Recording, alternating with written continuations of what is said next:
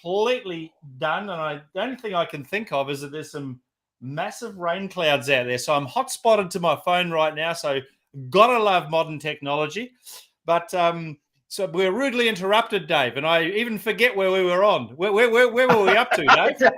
I don't even remember where we were, mate. But We were. So we were talking about, the mother bin and so forth and so on. But there's another product that you guys actually have as well, which is another Australian name, which is called the Outback Wrap. So not only do you have the mother bin, you have the Outback Wrap as well. So explain a little bit about that to us. Yeah, so just like the mother bin is a giant product, Outback Wrap is a little product, and it's a little $20 product that I invented through frustration of making the mother bin, and that was a hydraulic hose marker. Mm-hmm. So we invented a polyethylene wrap that is color coded and laser etched to put on your hydraulic hoses. And for the people out there that aren't familiar with farming, some of the things that are used to plant crops now can have up to 16, 17 hoses. The mother bin itself has 8, and that runs the hydraulics. And so when you plug those in, you will always want to use them in a certain way. So this marker is a very simple color-coded and laser etched with numbers and letters, so anyone can hook it up and not mess it up. And then we've developed that in, and we patented that, and then we developed that into also hydraulic hose management. So things that bundle all the hoses together and keep them organized. And we're also branching out down other industries, so we can now have stuff that will organize your computer cords, and organization and identification essentially is what it is.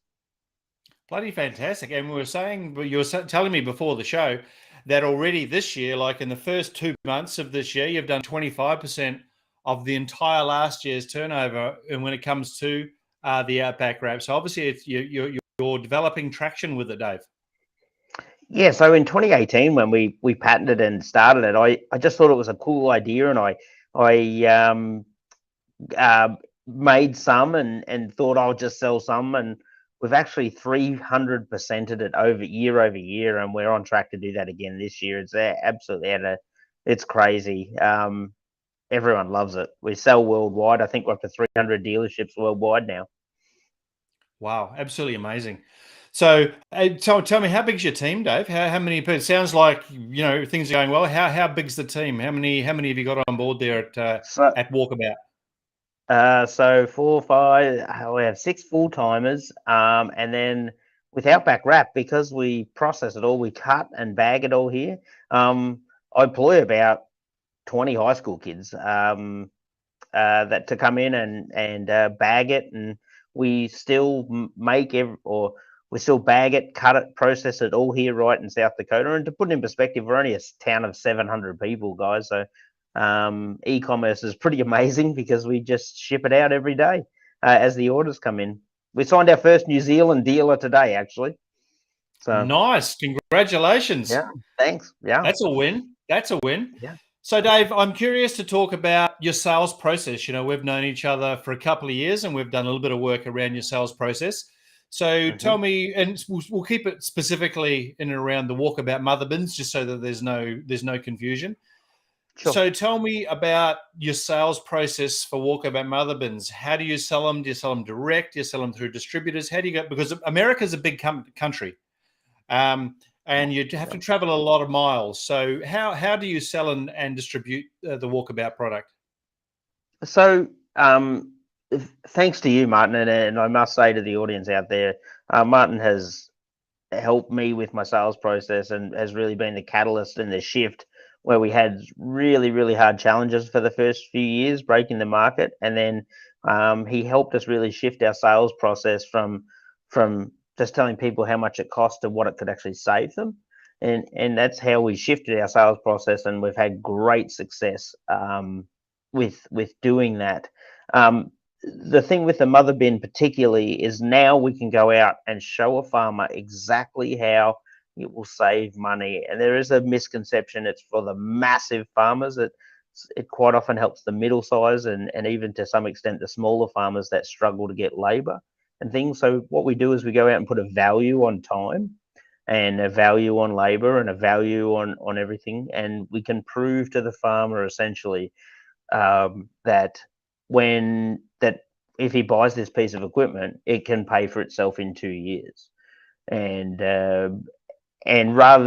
we go through that. We always go through that process first now, rather than going straight to the price. Yeah, because I remember when we first started, I think you were even going out and you were all about demonstrations, which is great, but you were doing demonstrations before you really knew that the customer might be a good fit. So I presume now you've got your sales process, so you're pre-qualifying before you go to that extent. Yeah, absolutely, and it's really nice to pre-qualify a buyer, because we don't want to. It's such a large piece of equipment. We don't want to sell it to someone that it's not going to help. And we've sold 40 bins now, starting in 2016, and every single bin we've sold is still with its original owner. We have never sold a secondhand bin, and that's it's a wonderful selling point, because people won't give them up once they've got them. And some of our very early customers are our greatest cheerleaders, and we do not have a single customer that's not willing to give out willing for us, or will allow us to not give out their phone number, and they tell us we should have had this 10 years ago or 20 years ago. And it's just wonderful. It's fantastic, because the one thing I know about the agriculture industry is it's the word of mouth and intergenerational as well, because it'll become something that is a must-have, not a luxury. And I think it's I'm curious, because in regards the mother bin and the mother bin product, you mentioned just then how many you'd sold, and the 2021 or this year, I think you said before we came online, I don't think I'm giving away confidence, that your manufacturing is up 300% on where it was previously. And this year, I also think you said you're going to sell more this year than you have since you started, adding up since 2016. So what's been going on, Dave? What are the biggest changes that have happened? So a couple things, and I go back to the help that you gave us, Martin, and I'm not going to bullshit anyone. The changes that Martin enabled us to make last year in I don't even know what year it is, 2021, we sold more bins combined than the previous 5 years combined. I should say that correctly. We sold more bins in 2021 than we did from 2016 through 2020 combined. And then this year, we're actually, even though we've sold 40, we're building 42 bins this year, just for this year's sales. So yeah, at least 300% increase. And really the change is the way that is how we sold. We steal the customer away from the price and show them the benefit, and then they make their own decision based on that. Brilliant. Now, I'd like to take you back about 4 months to a discussion we had at the time. COVID, everything was happening during COVID, prices were going up. And we discussed this before the show, and you're happy for me to reveal these numbers, but the recommended retail price for a Walkabout Mother Bin, I think you said, was $169,000. Is that right? That was correct. That was for 2021. Yeah.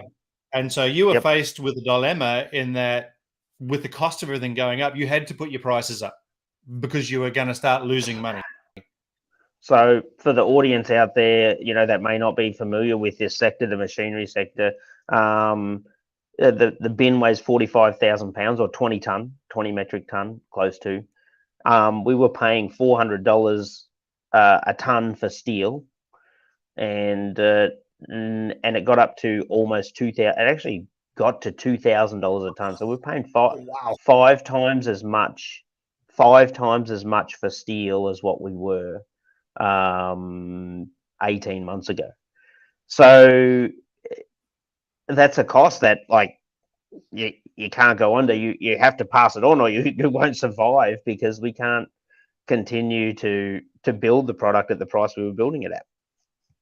So we had a discussion, and we did some figures, and we worked out that you had to start selling them for around $230,000. And it's fair to say that the look on your face was one of, holy shit, how am I going to make that happen? Because like anyone, no one likes a price rise, but from 169 to 230, that's what is that, a 50% increase all in one hit. So you are obviously concerned. I'm curious as to understatement of the century right there. Yeah. So take us through the process about how you process that and what actually, how you implemented. What price did you eventually set and what's happened since? Just take us through that whole thought process, because for a lot of business owners, putting the price up, and you're no different, is a really scary thing to do. So from that discussion, what happened next, Dave? Yeah, so I mean, we essentially came and build them for our old retail price, pretty close to, and I was sick in the stomach because we'd worked so hard for the last 6 years to establish what our product did, and people are very wary of a new, because what a lot of people have to understand too, this is a brand new product in an industry.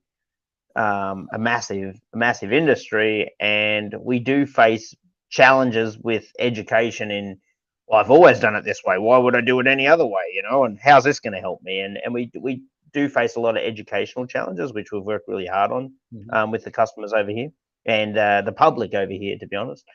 And so when we went up, I felt sick to my stomach, but I have to stay in business, so I have to be able to, like, pay the bills. So we did it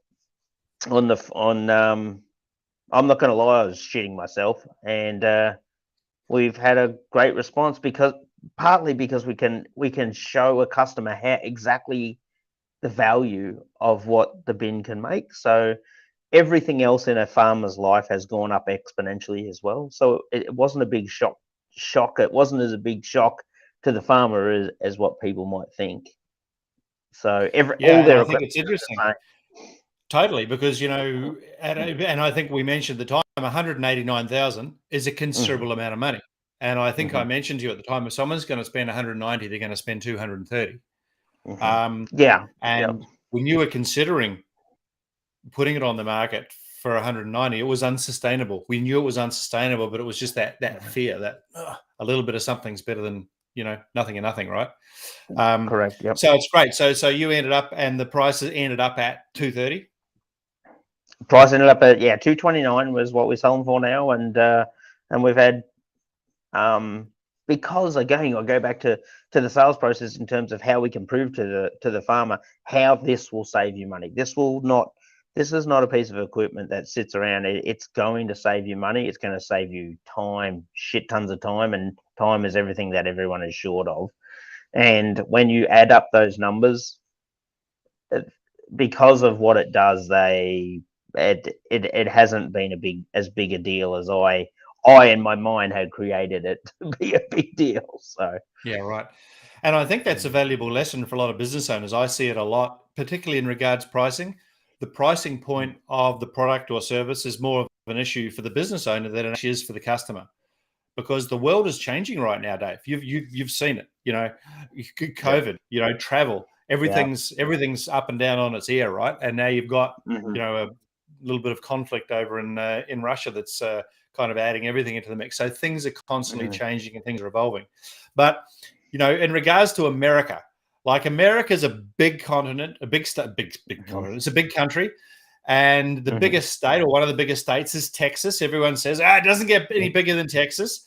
When we were talking earlier, you were saying that not only you're dealing in Texas, but you're actually dealing with a John Deere dealer down there, which is, John Deere is the cream of the crop. So, and you were telling me an interesting anecdote from that dealership, which I think is relevant to this discussion. So I appreciate sharing that with everybody, because it's quite funny, and most businesses are going to be going, "Oh, really?" I know it's so.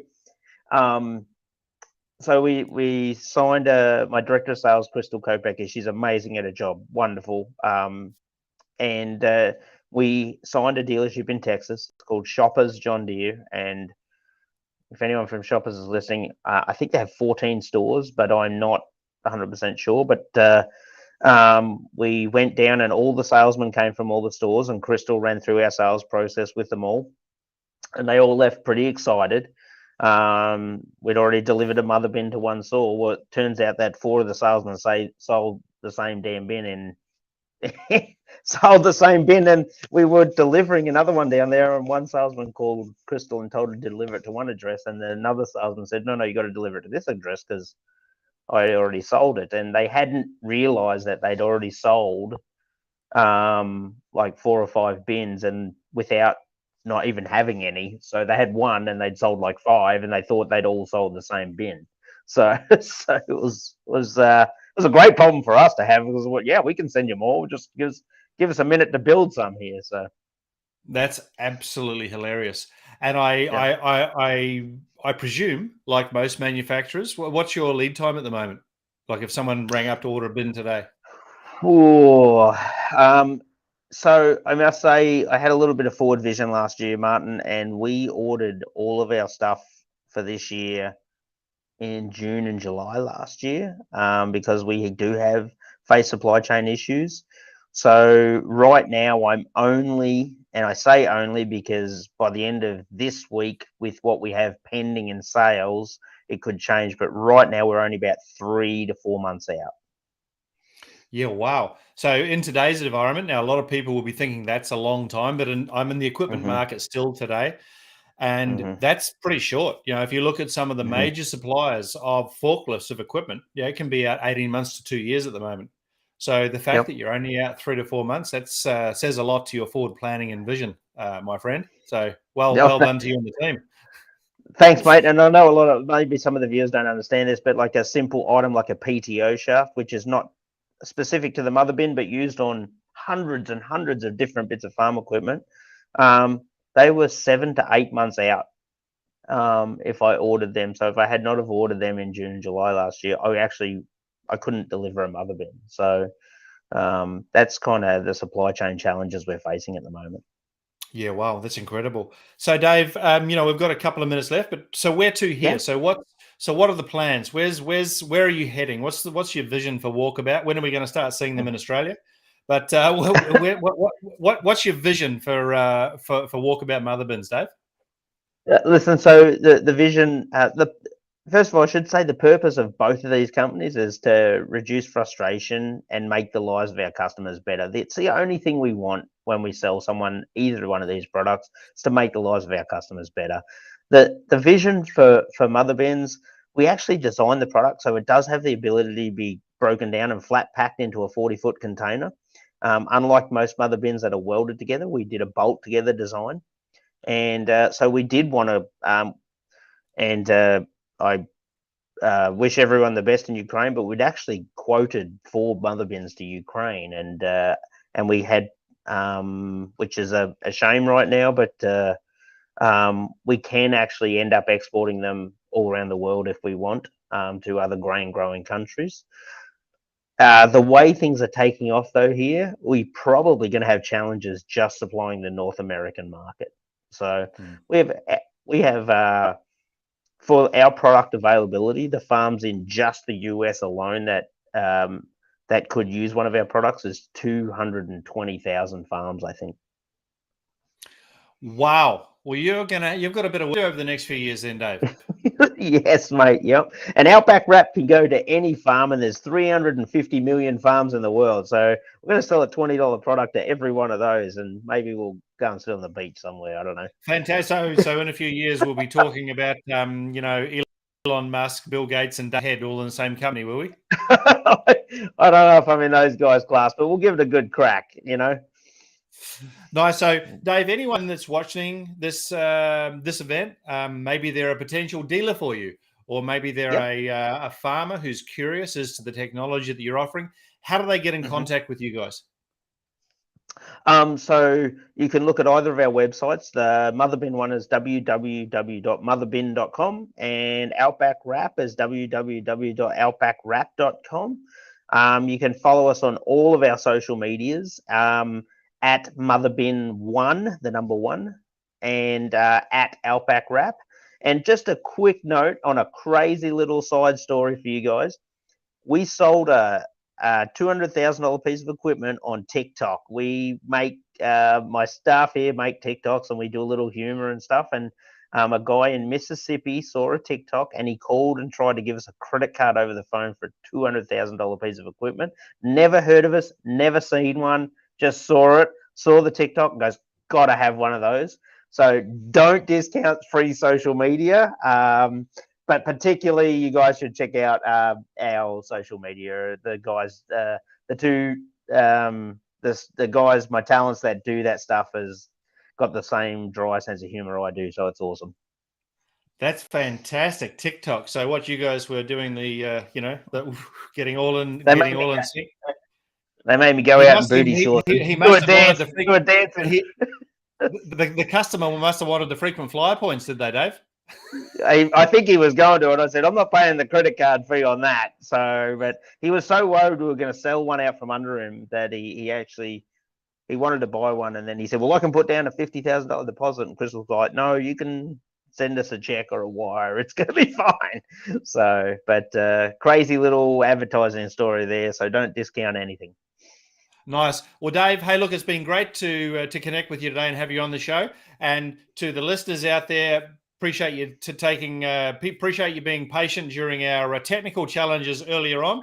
But Dave, look out for Dave Hedt, look out for Walkabout Mother Bins, look out for Outback Wrap, because they're coming. Wherever you are on the planet, Dave's on the way. So reach out, motherbin.com and outbackwrap.com, and get in contact with the team at Outback Wrap. So until next time, everybody, from my sales heart to yours, remember, a sales fit business is a healthy business. And see you next week. And next week, we won't have any technical issues either. Thanks again, Dave.